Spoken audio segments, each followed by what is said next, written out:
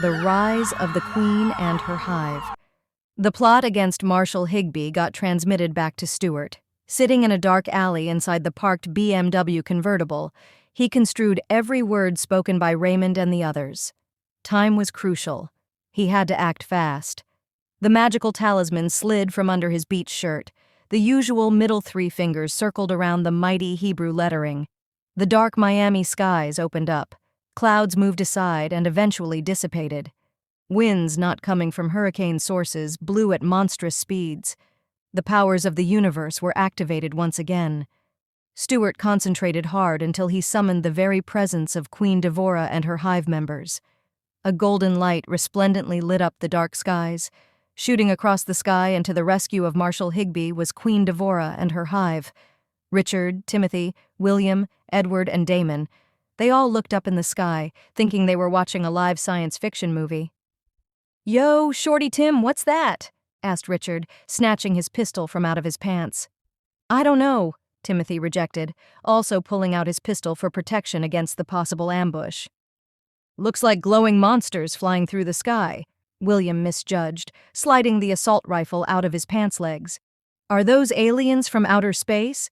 Edward questioned his thug constituents, grabbing his pistol to avoid any attacks. Dewey B. Reynolds. "No, those look like a bunch of giant killer bees," Damon noticed, aiming his pistol up towards the sky. "This can't be real," Richard denied, ready to fire his pistol at any second. What Richard and the others witnessed was real. Marshal dropped to his knees and held on to his walking stick. Queen Devora raced downward from the sky. Her flapping wings radiated with a sensational golden glow. Balls of fire shot from both of her antennae and hit the designated target. Richard rolled across the ground to put out the flames which burned half of his t-shirt. He aimed the pistol at Queen Devora and fired several shots.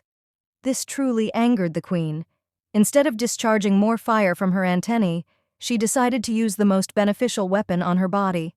The flaming golden stinger rattled from behind. Richard fired more shots from an almost empty clip. The bullets went right through the queen like the thinnest of air. The angrier she got, the more potent her stinger became. She whisked Richard across the back with her powerful legs and leveled him to the ground. Lying flat on his back, she jabbed him in the rib cage like a sharp samurai sword. He screamed like he'd never done. The potent venom packed inside the stinger enlarged the side of his abdomen. The pain was excruciating. Richard looked into Queen Devora's shifting yellow to red eyes. This single occurrence was one he felt was his worst nightmare. She stabbed him twice in the chest with her great weapon. Using the razor-sharp tip of her stinger, she burst open several of the cyst-like pimples on his face. Queen Devora taught Richard a lesson he'd never forget. While the Queen of the Hive took care of Richard, his fellow gang members believed they could shoot the swarm of giant killer bees away from them. William fired the rifle up in the sky. His attempts to kill any of the Hive members were silly. The ammunition went right past them. Like their queen, they were angered by any attempts on their life. Two Hive members outmaneuvered William and stung him on opposite sides of his face. His head swelled to the size of a pumpkin. Timothy and Edward fired up in the sky like a New Year's celebration. What a shame for them to waste good ammunition. A legion of the Hive surrounded them and stung them up and down their arms and legs. Before long, their arms and legs puffed up like the stuffing inside,